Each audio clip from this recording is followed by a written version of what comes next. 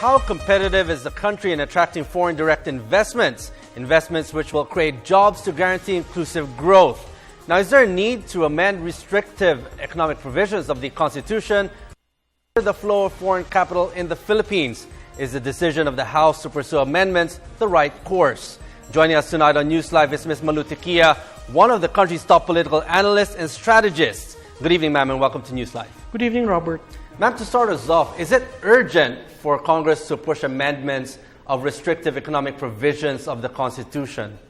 Well, it is urgent in the sense that it is overdue, and we need to be competitive and be at par with our neighbors. We're going to have ASEAN integration by 2015, and if we're not going to do those economic amendments, we will be at the losing end because in other countries in the ASEAN region, ownership by foreigners are allowed. Certain industries are open to foreigners. So the competitiveness of the Philippines will be marginalized if we are not at par with them. Ma'am, some may say that the economy is in great shape under the President's leadership. Now, is there really a need to amend the economic provisions in the Constitution? I guess it's the best time now. Theoretically, it would have been better at the start of the administration because the problem of extending term, we have always this problem of once the legislative body would say that we will just amend a certain sector or a certain provision of the Constitution, people are saying we're going to extend the term of the President. I think the economy being at this healthy stage would really augur well for us to review the Constitution rather than we're, hobbling and we're back to being the sick man of Asia. And, then we start tinkering other provisions of the Constitution. I think the timeliness is good because the economic growth is there. Now, ma'am, what is your reading of foreign businessmen and investors? Are they supportive of this? But what are their concerns? I think the reason why the joint foreign chambers are leading and certain industrialists, Filipino industrialists are also leading the effort to amend the Constitution on the economic provisions is because of the need to remain competitive, the need to open up the economy, the need to relax probably ownership, the 60-40 requirement of the Constitution kind of becomes a problem for those who would want to plow huge capital to the Philippines but are limited because they cannot own property or land and similar things. You mentioned land ownership and also greater participation in utilities, advertising, media, and education. Now, how important are these amendments to the foreigners? Well, it is important because before you can even invest $1, they would want to put the computation of the cost-benefit into consideration. And one important thing there is really ownership of land. Land is also part of capital. Opening media, opening certain professions and certain industries is also critical because then you will have the global, there's this division of global industries where, Singapore is now the regional hub. If we open up our country, there's a possibility of the Philippines being a regional hub. And I think we should not let that chance pass us by just because we have a 7.6 growth.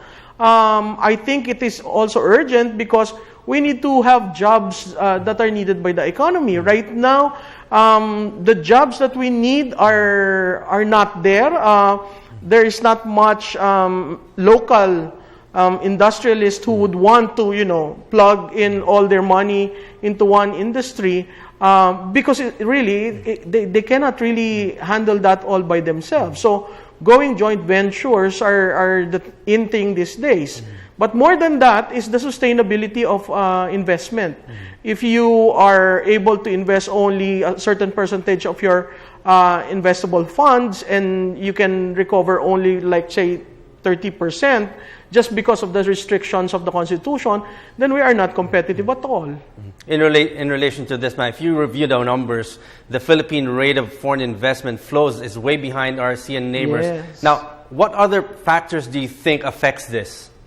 Well, the other factor really is that the other countries, like Vietnam is getting more of the FDIs than the Philippines. Then you ask, why is Vietnam a favored market? Simply because Vietnam is more open.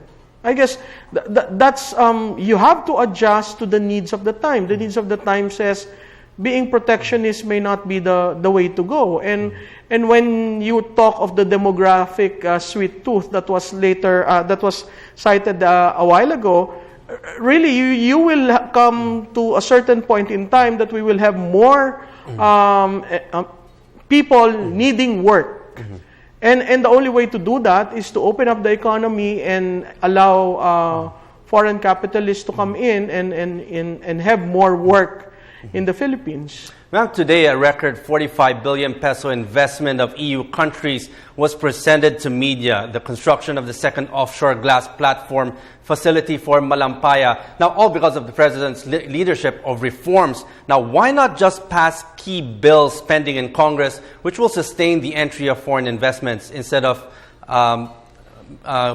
amending the economic provisions of the Constitution? Well, actually, if you look at the House Resolution number 1 of Speaker Belmonte, it doesn't really tell you this is how it will be amended. It only tells you we will introduce a phrase, we will incorporate a phrase in certain provisions.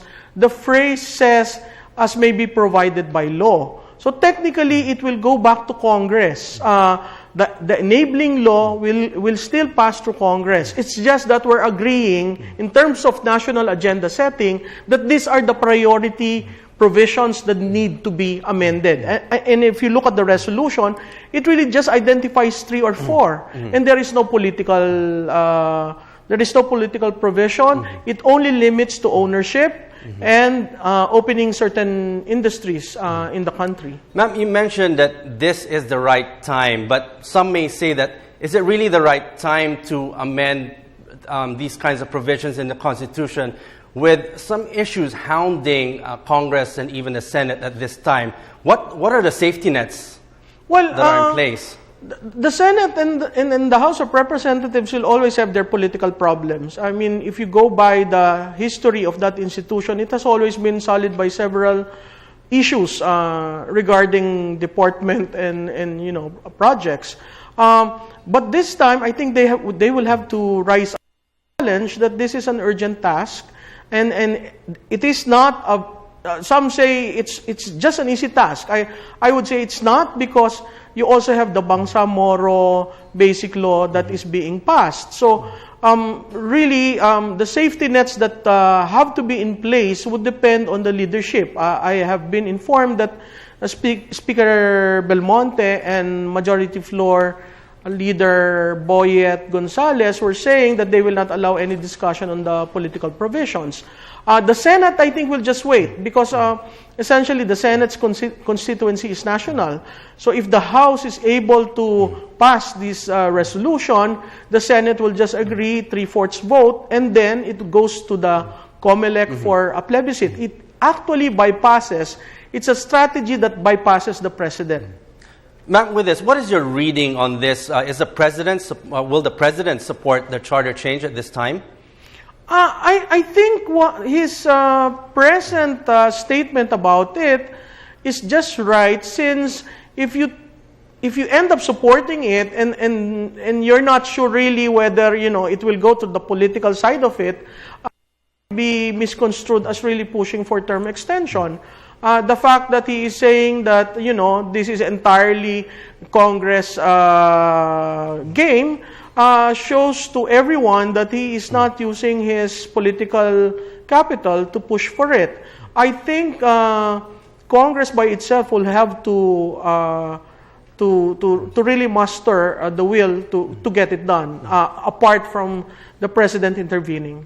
And finally, ma'am, what can the people do and other sectors to make sure and monitor that this process is actually done properly?